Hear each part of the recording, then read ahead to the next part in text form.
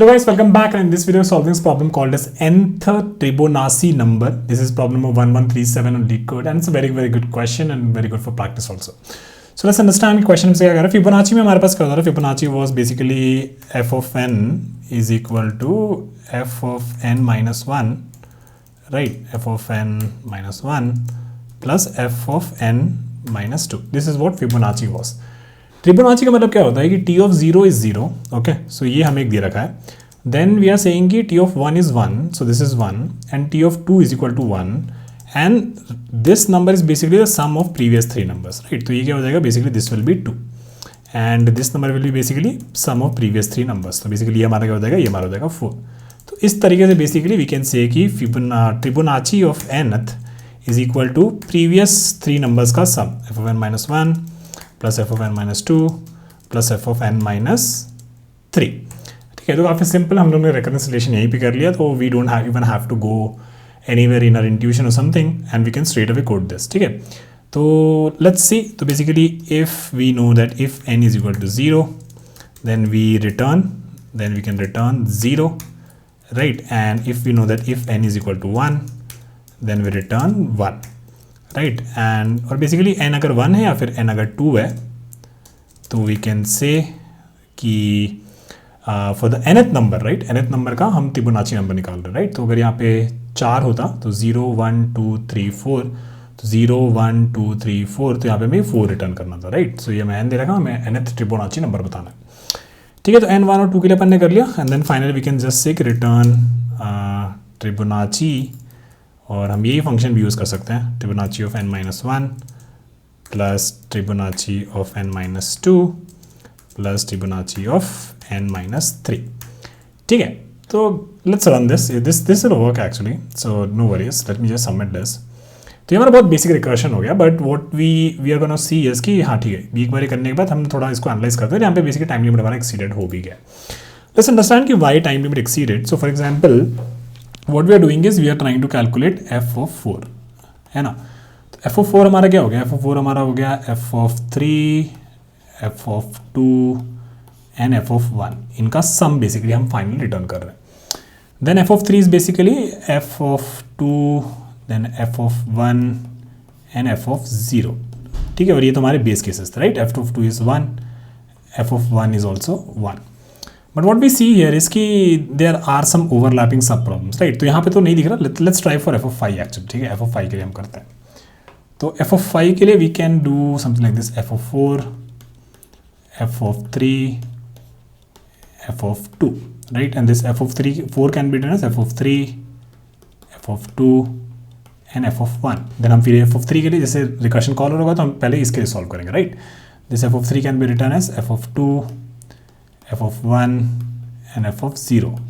ये तीनों हमारे बेस केस में फॉल हो गए, तो बेसिकली ये करके फिर हम f of 3 कैलकुलेट कर लेंगे. ठीक है, then what we are seeing is कि f of 3 जो है ये यहाँ पे भी अपीयर हो रहा है, राइट? तो हमारे पास जो सब प्रॉब्लम्स है वो काइंड ऑफ रिपीट हो रहे हैं. तो what we can do, we can actually use memorization, कि जब हमने यहाँ पे कैलकुलेट कर लिया तो 3 के लिए बेसिकली हम उसको अपने कैश में स्टोर कर लेंगे.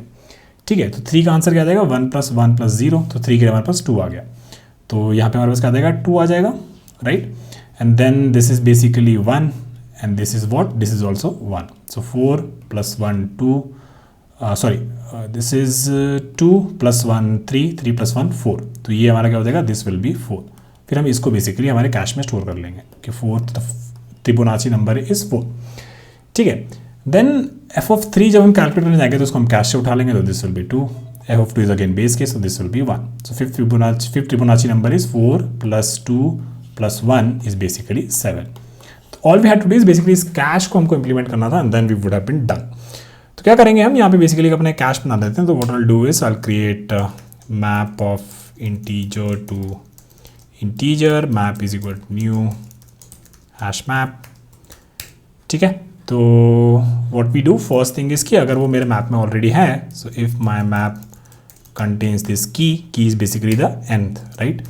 कि फॉर एग्जाम्पल यहाँ पे हम लोगों ने इस 3 के अगेंस्ट, इस n के अगेंस्ट रिजल्ट स्टोर करके रखा था. So that's why we are creating a map from n to integer, state to integer, कि उसका वैल्यू क्या है. अगर वो कंटेन करता है तो we will return map dot get n, right. Otherwise what will do, we will basically calculate this result, ये जो हमारा रिजल्ट आया इसको अपने कैश में स्टोर कर लेंगे. तो कैश में हमारा क्या है, basically M map dot put और पुट विथ एन का जो रिजल्ट आया है उसको बेसिकली हम अपने मैप में स्टोर कर लेंगे. Right. And then we can just return map dot get N. Right. तो अगर बेसिकली मैप में ऑलरेडी है तो जस्ट रिटर्न फ्रॉम देयर, और otherwise just calculate it again and put it in map. And then होगा क्या कि अगर सिमिलर सब प्रॉब्लम अगर हम मिल जाएगा तो यहाँ से ही हम वैल्यू रिटर्न कर देंगे. Okay, so let's run this now and this works. Let me submit this. It's quite simple and this works too. Right. So time complexity की बात करें तो अगर मान लो हमारे पास कुछ बड़ा होता है, लेट्स से 10 के लिए होता है, तो हम क्या करते हैं 9, 8 और 7 के लिए करते हैं. राइट. एफ ऑफ 10 के basically is F of 9 plus F of 8 plus F of 7. This 9 is basically 8, 7 and 6. This 8 is basically 7, 6 and 5. This 7 is basically 6, 5 and 4. तो you see here कि ना ये जो हमारा रिकर्शन बन रहा है इट्स लाइक तीन बेसिकली नोड्स हमारे लग रहे हैं. तो अगर n हमारा ये जो n के लिए चलेगा, this 9 this we know right, कि अगर n नंबर्स के लिए चलेगा तो मोस्टली हमें टाइम कॉम्प्लेक्सिटी क्या हो जाएगी 3n हो जाएगी. राइट. 3 3 3 3. तो टाइम कॉम्प्लेक्सिटी क्या हो जाएगी almost linear. And space complexity क्या हो जाएगी, 2 स्पेसेस हम यूज़ करते हैं, एक मेमोराइजेशन वाला और एक स्टैक वाला. राइट. तो ये फंक्शन कॉल हुआ होगा, इसने इसको कॉल किया होगा, फिर इसने कॉल किया होगा, तो ये बेसिकली हमारे स्टैक में बैठा होगा, फिर ये पॉप होगा, फिर ये बेसिकली यहाँ जाएगा. तो हमारा रिकर्शन वाला जो कॉल स्टैक होगा, कॉल स्टैक जो होगा फंक्शन वाले वो कितने हो जाएंगे, वो लीनियर हो जाएगा. और मेमोराइजेशन का जो साइज़ होगा it could be from 0 to n, वो हमारे मेमोराइजेशन में हम स्टोर कर सकते हैं उसके against values in the map. Right. तो that will be n plus n. तो हमारी टाइम स्पेस कॉम्प्लेक्सिटी हो जाएगी, it will be big of n. Okay, so this was about our first approach, which is basically the recursion with memoization. Let me copy this and we will do the bottom up approach. ये top down approach था, right? So bottom approach is quite straightforward. So top down approach में हम क्या करते हैं, हम basically n से base case की तरफ जाते हैं, right? Bottom up में क्या करते हैं, हम bottom up में जाते हैं हम base से goal की तरफ, right?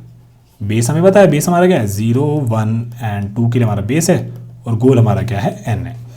Right. So let's say हमें बेसिकली 6th ट्रिबोनाची नंबर ढूंढना था, तो it will B basically 0, 1, 2, 3, 4, 5 and 6. तो व्हाट विल डू इज कि 0, 1 एंड 2 पे बेसिकली हम अपनी वैल्यूज लगा देंगे. This is our base case और this basically our DP array, है ना. और या फिर आप कह सकते हो कि अगर आपने ऊपर फंक्शन बनाया था, if you are calling this function, तो maybe we can call this F as array. Right. हमारा जो बॉटम अप होता है उसमें बेसिकली हम लोग एफ हमारा जो एरे होता है, और टॉप डाउन में क्या होता है, एफ हमारा एक फंक्शन होता है. ठीक है.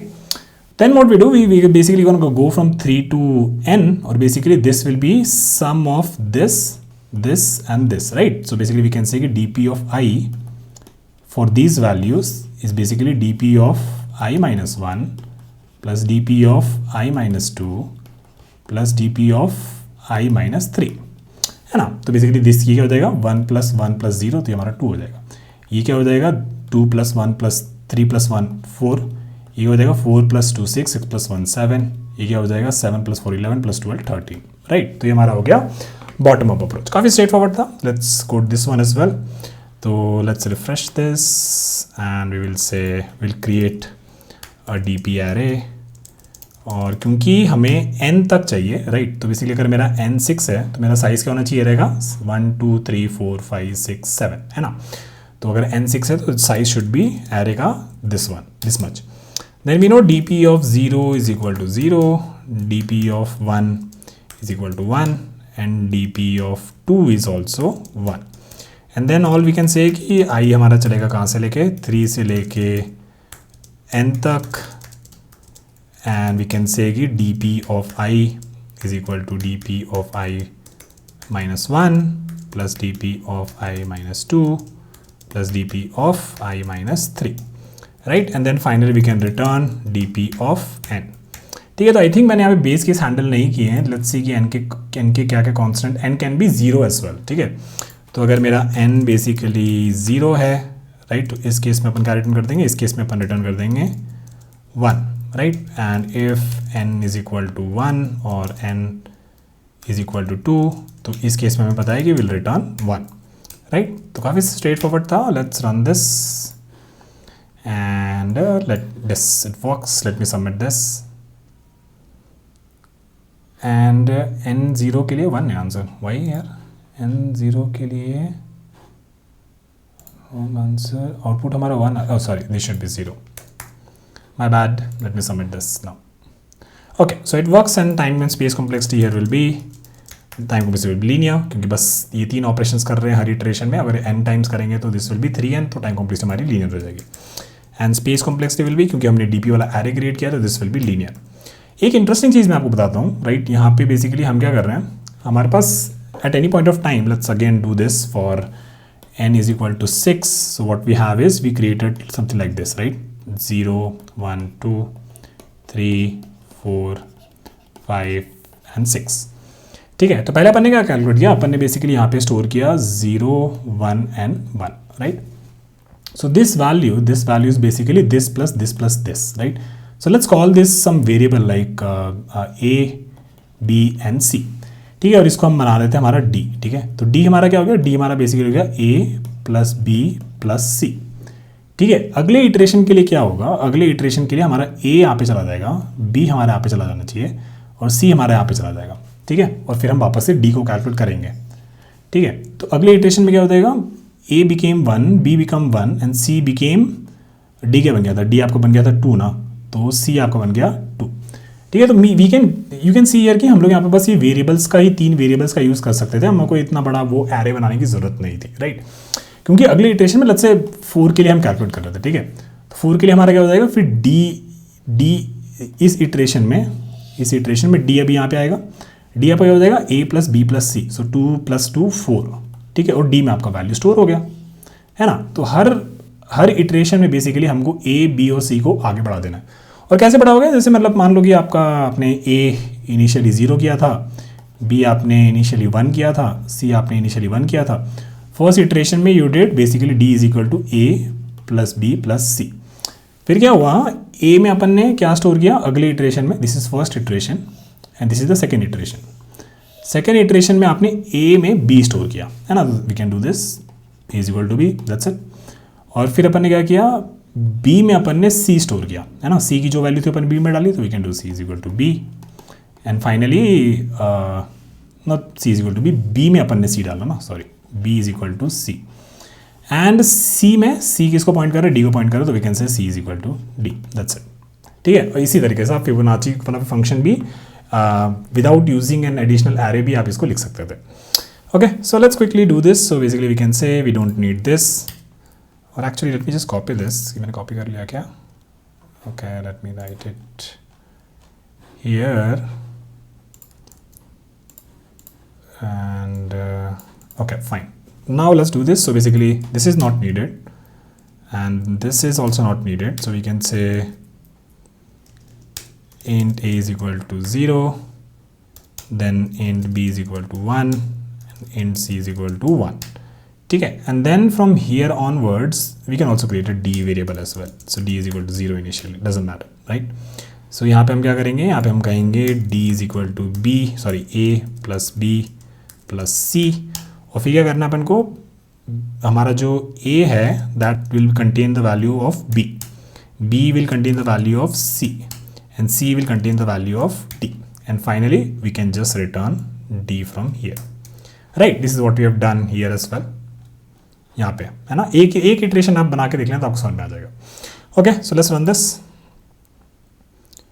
And it works, let me submit this and it works. Okay, so यहाँ पे हमारी जो space complexity that became lot better, हमें एरे बनाने की जरूरत नहीं पड़ी, इट इज बेसिकली कांस्टेंट, बस 3 वेरिएबल का अपन ने यूज किया।